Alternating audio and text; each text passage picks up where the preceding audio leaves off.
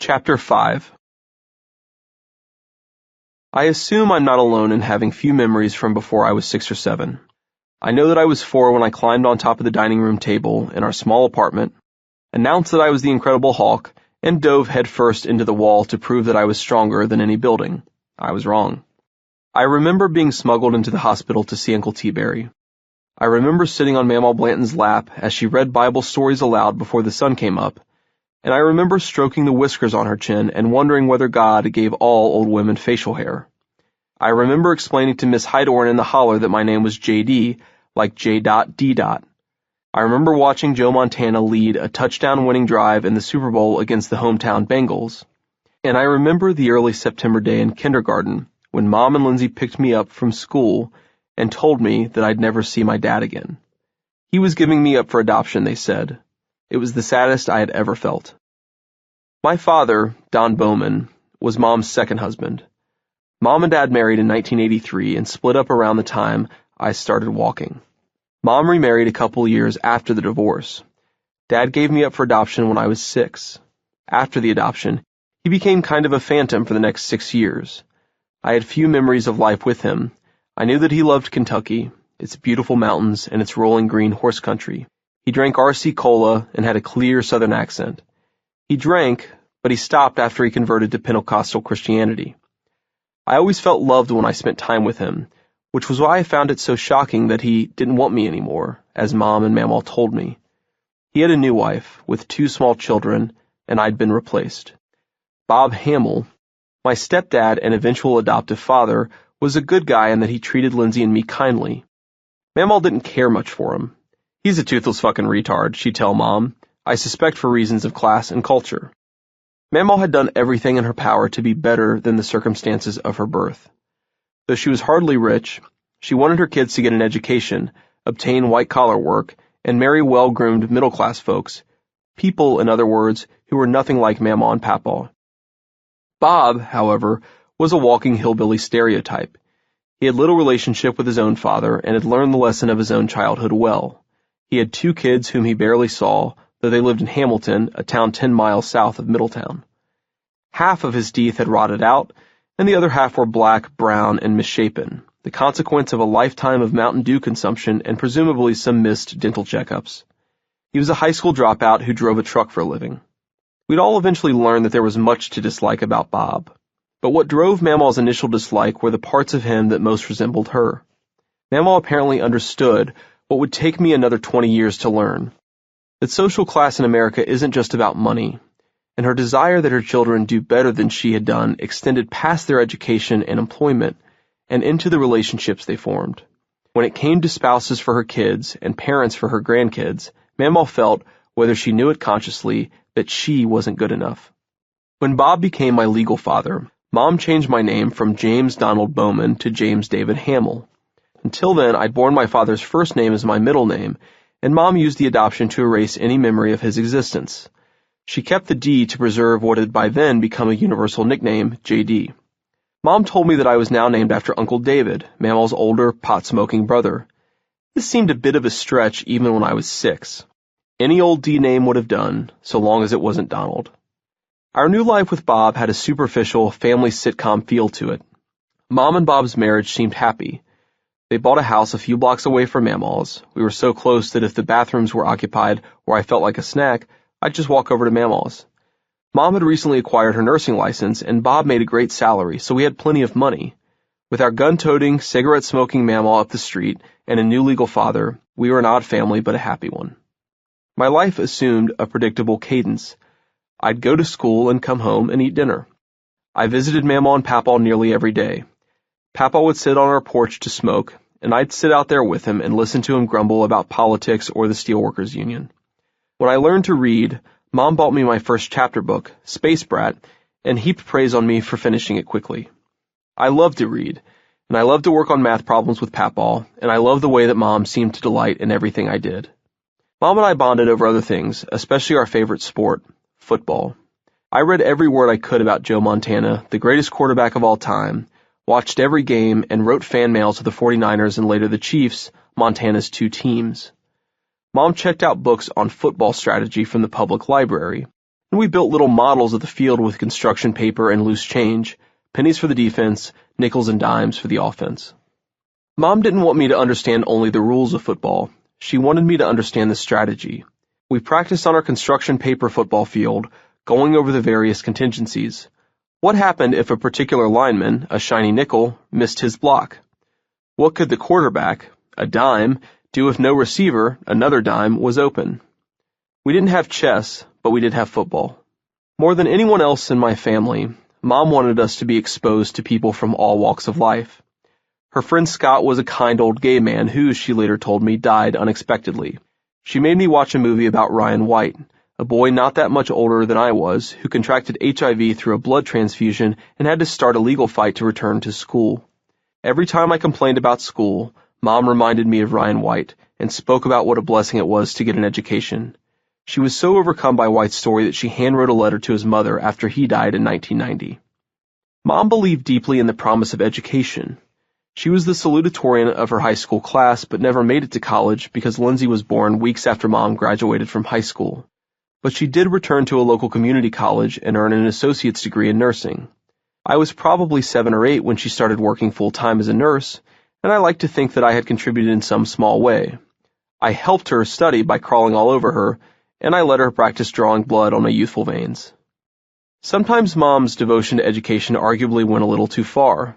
During my 3rd grade science fair project, Mom helped at every stage, from planning the project to assisting with lab notes to assembling the presentation. The night before everything was due, the project looked precisely how it deserved to look, like the work of a 3rd grader who had slacked off a bit. I went to bed expecting to wake up the next morning, give my mediocre presentation, and call it a day. The science fair was a competition, and I even thought that with a little salesmanship, I could advance to the next round. But in the morning, I discovered that Mom had revamped the entire presentation. It looked like a scientist and a professional artist had joined forces to create it. Though the judges were blown away, when they began to ask questions that I couldn't answer, but that the maker of the collage would have known, they realized something didn't fit. I didn't make it to the final round of the competition. What that incident taught me, besides the fact that I needed to do my own work, was that Mom cared deeply about enterprises of the mind. Nothing brought her greater joy than when I finished a book or asked for another. Mom was, everyone told me, the smartest person they knew, and I believed it. She was definitely the smartest person I knew. In the Southwest Ohio of my youth, we learned to value loyalty, honor, and toughness. I earned my first bloody nose at 5 and my first black eye at 6. Each of these fights began after someone insulted my mother. Mother jokes were never allowed, and grandmother jokes earned the harshest punishment that my little fist could administer. Mama and Papa ensured that I knew the basic rules of fighting. You never start a fight. You always end the fight if someone else starts it. And even though you never start a fight, it's maybe okay to start one if a man insults your family. This last rule was unspoken but clear. Lindsay had a boyfriend named Derek, maybe her first boyfriend, who broke up with her after a few days. She was heartbroken as only 13-year-olds can be, so I decided to confront Derek when I saw him walking past our house one day. He had 5 years and about 35 pounds on me, but I came at him twice as he pushed me down easily. The 3rd time I came at him, he'd had enough and proceeded to pound the shit out of me. I ran to Mamaw's house for some first aid, crying and a little bloody. She just smiled at me. You did good, honey. You did real good. In fighting, as with many things, Mamaw taught me through experience. She never laid a hand on me punitively. She was anti-spanking in a way that must have come from her own bad experiences. But when I asked her what it felt like to be punched in the head, she showed me. A swift blow, delivered by the meat of her hand directly on my cheek. That didn't feel so bad, did it? And the answer was no. Getting hit in the face wasn't nearly as terrible as I'd imagined. This was one of our most important rules of fighting. Unless someone really knows how to hit, a punch in the face is no big deal. Better to take a blow to the face than to miss an opportunity to deliver your own.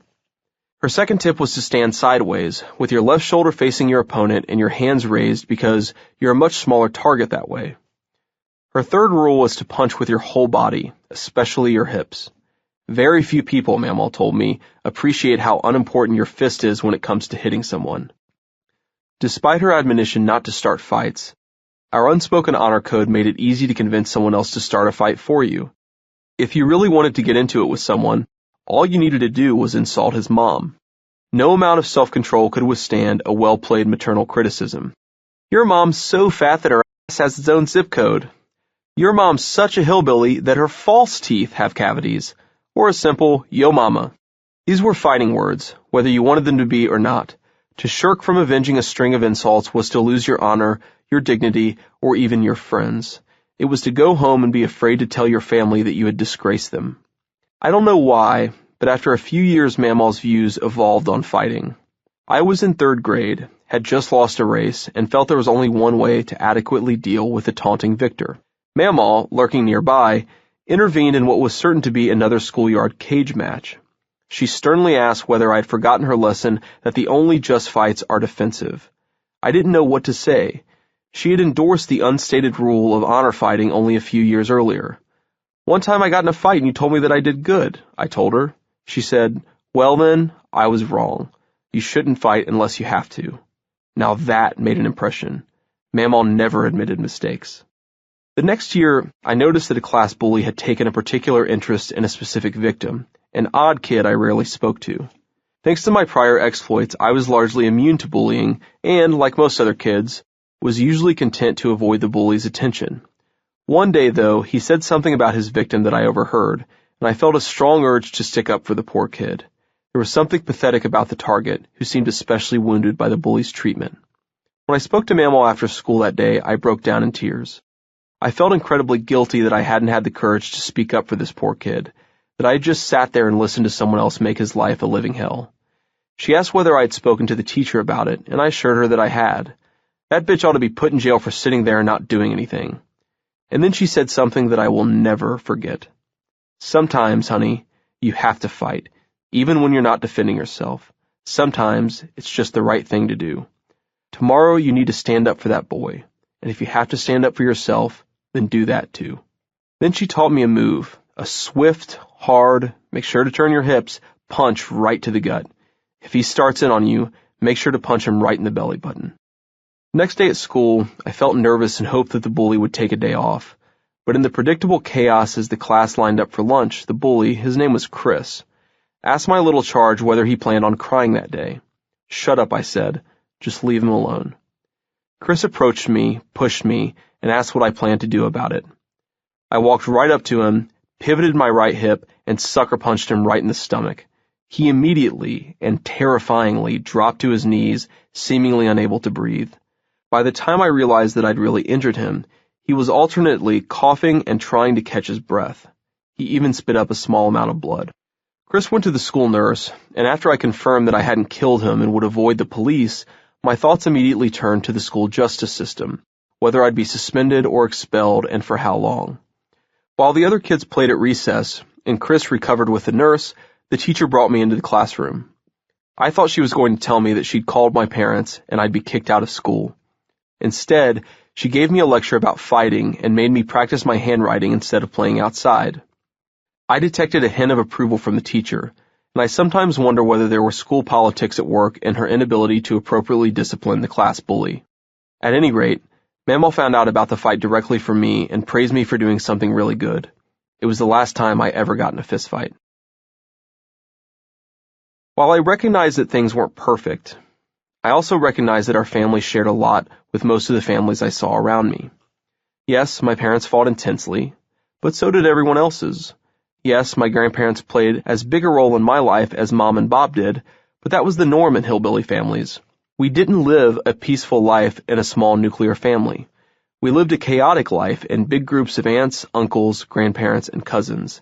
This was the life I'd been given, and I was a pretty happy kid. When I was about 9 years old, things began to unravel at home. Tired of Papaw's constant presence and Mamaw's interference, Mom and Bob decided to move to Preble County, a sparsely populated part of Ohio farm country approximately 35 miles from Middletown. Even as a boy, I knew this was the very worst thing that could happen to me. Mamaw and Papaw were my best friends. They helped me with my homework and spoiled me with treats when I behaved correctly or finished a difficult school assignment. They were also the gatekeepers.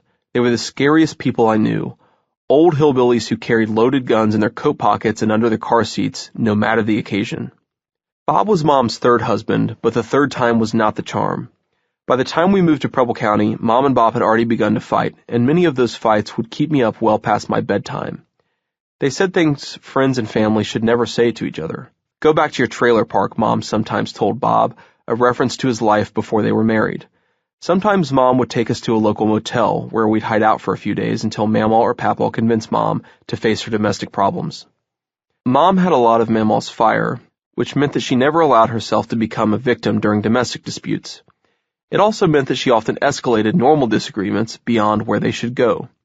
During one of my second-grade football games, a tall, overweight mother muttered about why I had been given the ball on the previous play. Mom, a bleacher row behind the woman, overheard the comment and told her that I'd been given the ball because, unlike her child, I wasn't a fat piece of who'd been raised by a fat piece of mother. By the time I observed the commotion on the sidelines, Bob was ripping Mom away with the woman's hair still clenched in her hands. After the game, I asked Mom what happened, and she replied only, "No one criticizes my boy." I beamed with pride. In Preble County, with Mamaw and Papaw over 45 minutes away, the fights turned into screaming matches. Often, the subject was money, though it made little sense for a rural Ohio family with a combined income of over $100,000 to struggle with money. But fight they did, because they bought things they didn't need, new cars, new trucks, a swimming pool. By the time their short marriage fell apart, they were tens of thousands of dollars in debt, with nothing to show for it. Finances were the least of our problems. Mom and Bob had never been violent with each other, but that slowly started to change. I awoke one night to the sound of breaking glass. Mom had lobbed plates at Bob, and ran downstairs to see what was up. He was holding her against the kitchen counter, and she was flailing and biting at him. When she dropped to the ground, I ran to her lap. When Bob moved closer, I stood up and punched him in the face. He reared back, to return the blow, I figured. And I collapsed on the ground with my arms over my head in anticipation. The blow never came. Bob never was physically abusive, and my intervention somehow ended the fight. He walked over to the couch and sat down silently, staring at the wall. Mom and I meekly walked upstairs to bed. Mom and Bob's problems were my first introduction to marital conflict resolution. Here were the takeaways. Never speak at a reasonable volume when screaming will do. If the fight gets a little too intense, it's okay to slap and punch so long as the man doesn't hit first. Always express your feelings in a way that's insulting and hurtful to your partner. If all else fails, take the kids and the dog to a local motel, and don't tell your spouse where to find you. If he or she knows where the children are, he or she won't worry as much, and your departure won't be as effective. I began to do poorly in school. Many nights I'd lie in bed, unable to sleep because of the noise, the furniture rocking, heavy stomping, yelling, sometimes glass shattering. The next morning, I'd wake up tired and depressed, meandering through the school day, thinking constantly about what awaited at home. I just wanted to retreat to a place where I could sit in silence. I couldn't tell anyone what was going on, as that was far too embarrassing. And though I hated school, I hated home more. When the teacher announced that we had only a few minutes to clear our desks before the bell rang, my heart sank. I'd stare at the clock as if it were a ticking bomb. Not even Mamaw understood how terrible things had become. My slipping grades were the first indication.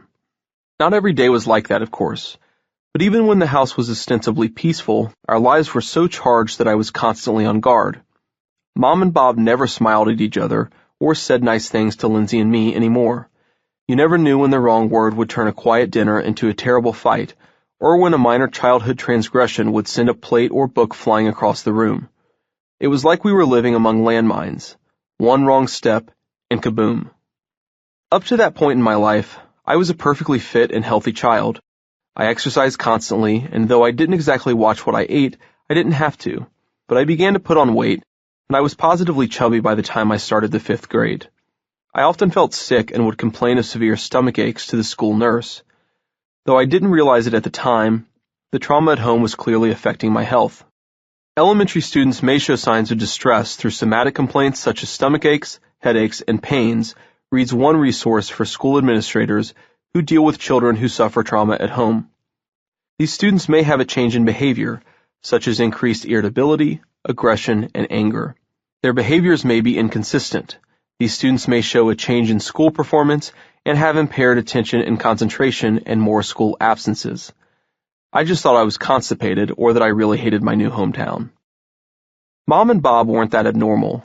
It would be tough to chronicle all the outbursts and screaming matches I witnessed that had nothing to do with my family. My neighbor friend and I would play in his backyard until we heard screaming from his parents, and then we'd run into the alley and hide. Papaw's neighbors would yell so loudly that we could hear it from inside his house, and it was so common that he'd always say, "There they go again."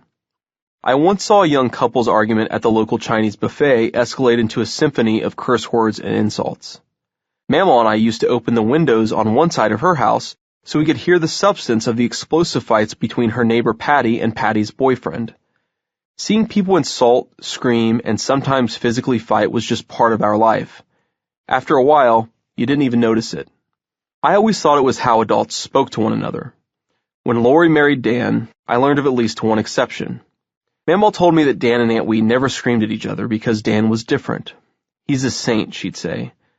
As we got to know Dan's entire family, I realized that they were just nicer to each other. They didn't yell at each other in public. I got the distinct impression that they didn't yell at each other much in private either.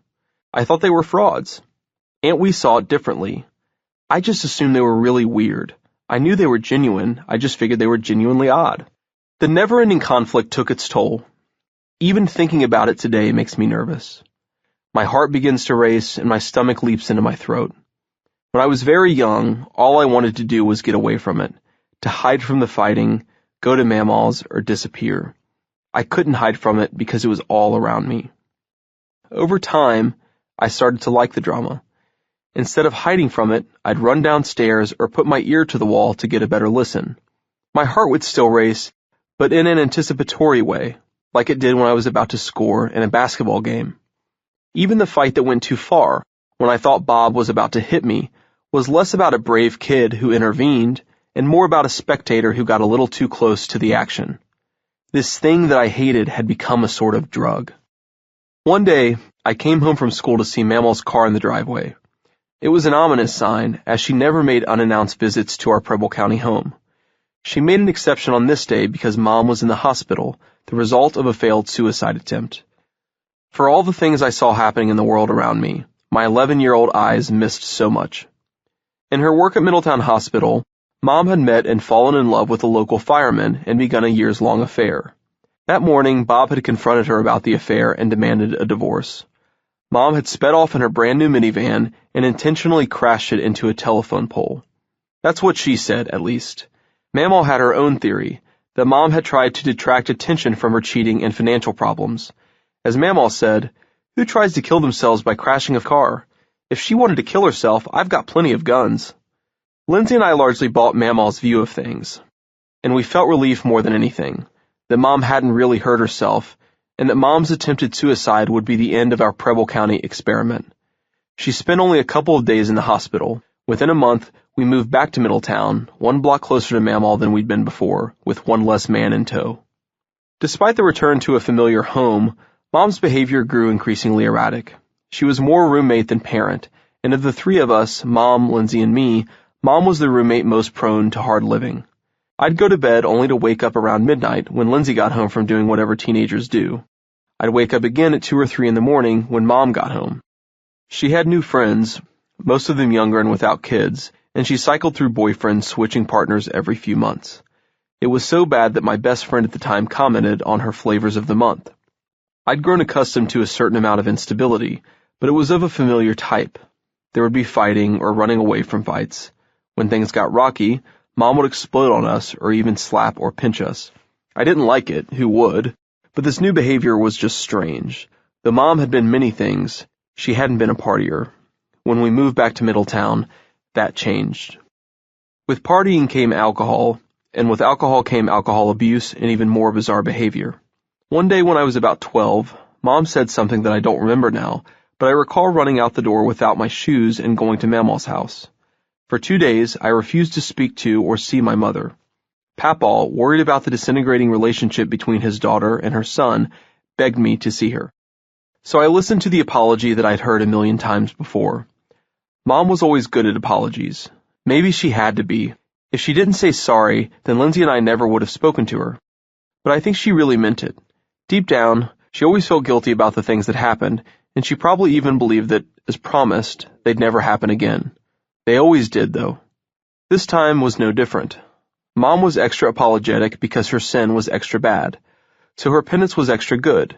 She promised to take me to the mall and buy me football cards. Football cards were my kryptonite, so I agreed to join her. It was probably the biggest mistake of my life. We got on the highway and I said something that ignited her temper. So she sped up to what seemed like 100 miles per hour and told me that she was going to crash the car and kill us both. I jumped into the back seat, thinking that if I could use 2 seatbelts at once, I'd be more likely to survive the impact. This infuriated her more, so she pulled over to beat the shit out of me. When she did, I leaped out of the car and ran for my life. We were in a rural part of the state, and I ran through a large field of grass, the tall blades slapping my ankles as I sped away. I happened upon a small house with an above-ground pool. The owner, an overweight woman about the same age as Mom, was floating on her back, enjoying the nice June weather. "You have to call my mamaw," I screamed. "Please help me. My mom is trying to kill me." The woman climbed out of the pool as I looked around fearfully, terrified of any sign of my mother. We went inside, and I called Mamaw and repeated the woman's address. "Please hurry up," I told her. "Mom is going to find me." Mom did find me. She must have seen where I ran from the highway. She banged on the door and demanded that I come out. I begged the owner not to open the door, so she locked the doors and promised Mom that her 2 dogs, each no bigger than a medium-sized house cat, would attack her if she tried to enter. Eventually, Mom broke down the woman's door and dragged me out as I screamed and clutched for anything: the screen door, the guardrails on the steps, the grass on the ground. The woman stood there and watched, and I hated her for doing nothing. But she had in fact done something. In the minutes between my call to Mamaw and Mom's arrival, the woman had apparently dialed 911. So as Mom dragged me to her car, 2 police cruisers pulled up, and the cops who got out put Mom in handcuffs. She did not go quietly. They wrestled her into the back of a cruiser. Then she was gone. The second cop put me in the back of his cruiser as we waited for Mamaw to arrive. I've never felt so lonely, watching that cop interview the homeowner, still in her soaking wet bathing suit, flanked by 2 pint-sized guard dogs, unable to open the cruiser door from the inside, and unsure when I could expect Mamaw's arrival. I had begun to daydream when the car door swung open, and Lindsay crawled into the cruiser with me and clutched me to her chest so tightly that I couldn't breathe. We didn't cry, we said nothing. I just sat there being squeezed to death and feeling like all was right with the world. When we got out of the car, Mamaw and Papaw hugged me and asked if I was okay. Mamaw spun me around to inspect me. Papaw spoke with the police officer about where to find his incarcerated daughter. Lindsay never let me out of her sight. It had been the scariest day of my life, but the hard part was over. When we got home, none of us could talk. Mamaw wore a silent, terrifying anger. I hoped that she would calm down before Mom got out of jail. I was exhausted and wanted only to lie on the couch and watch TV. Lindsay went upstairs and took a nap. Papaw collected a food order for Wendy's. On his way to the front door, he stopped and stood over me on the couch. Mamaw had left the room temporarily. Papaw placed his hand on my forehead and began to sob. I was so afraid that I didn't even look up at his face. I had never heard of him crying, never seen him cry, and assumed he was so tough that he hadn't even cried as a baby.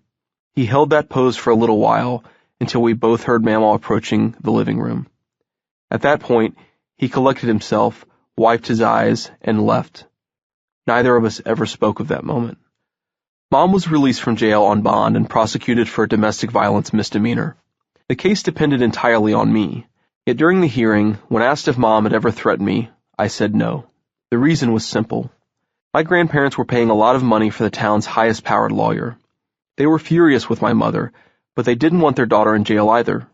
The lawyer never explicitly encouraged dishonesty, but he did make it clear that what I said would either increase or decrease the odds that Mom spent additional time in prison. "You don't want your mom to go to jail, do you?" he asked. So I lied, with the express understanding that even though Mom would have her liberty, I could live with my grandparents whenever I wished. Mom would officially retain custody, but from that day forward I lived in her house only when I chose to. And Mamaw told me that if Mom had a problem with the arrangement, she could talk to the barrel of Mamaw's gun. This was hillbilly justice, and it didn't fail me. I remember sitting in that busy courtroom with half a dozen other families all around, and thinking they looked just like us. The moms and dads and grandparents didn't wear suits like the lawyers and judge. They wore sweatpants and stretchy pants and t-shirts. Their hair was a bit frizzy, and it was the first time I noticed TV accents, the neutral accent that so many news anchors had. The social workers and the judge and the lawyer all had TV accents. None of us did. The people who ran the courthouse were different from us. The people subjected to it were not. Identity is an odd thing, and I didn't understand at the time why I felt such kinship with these strangers. A few months later, during my first trip to California, I began to understand. Uncle Jimmy flew Lindsay and me to his home in Napa, California. Knowing that I'd be visiting him, I told every person I could that I was headed to California in the summer and, what was more, flying for the first time. The main reaction was disbelief that my uncle had enough money to fly 2 people, neither of whom were his children, out to California. It is a testament to the class consciousness of my youth that my friends' thoughts drifted first to the cost of an airplane flight. For my part, I was overjoyed to travel west and visit Uncle Jimmy, a man I idolized on par with my great-uncles, the Plantin men. Despite the early departure, I didn't sleep a wink on the 6-hour flight from Cincinnati to San Francisco. Everything was just too exciting. The way the earth shrank during takeoff, the look of clouds from close up, the scope and size of the sky, and the way the mountains looked from the stratosphere. The flight attendant took notice, and by the time we hit Colorado, I was making regular visits to the cockpit, this was before 9/11, where the pilot gave me brief lessons in flying an airplane and updated me on our progress. The adventure had just begun. I had traveled out of state before. I had joined my grandparents on road trips to South Carolina and Texas, and I visited Kentucky regularly. On those trips, I rarely spoke to anyone except family, and I never noticed anything all that different. Napa was like a different country. In California, every day included a new adventure with my teenage cousins and their friends. During one trip, we went to the Castro district of San Francisco so that, in the words of my older cousin Rachel, I could learn that gay people weren't out to molest me. Another day, we visited a winery. On yet another day, we helped at my cousin Nate's high school football practice. It was all very exciting. Everyone I met thought I sounded like I was from Kentucky. Of course, I kind of was from Kentucky, and I loved that people thought I had a funny accent. That said, it became clear to me that California really was something else. I'd visited Pittsburgh, Cleveland, Columbus, and Lexington. I'd spent a considerable amount of time in South Carolina, Kentucky, Tennessee, and even Arkansas. So why was California so different? The answer I'd learned was the same hillbilly highway that brought Mamaw and Papaw from eastern Kentucky to southwest Ohio. Despite the topographical differences and the different regional economies of the South and the industrial Midwest, my travels had been confined largely to places where the people looked and acted like my family. We ate the same foods, watched the same sports, and practiced the same religion. That's why I felt so much kinship with those people at the courthouse. They were hillbilly transplants in one way or another, just like me.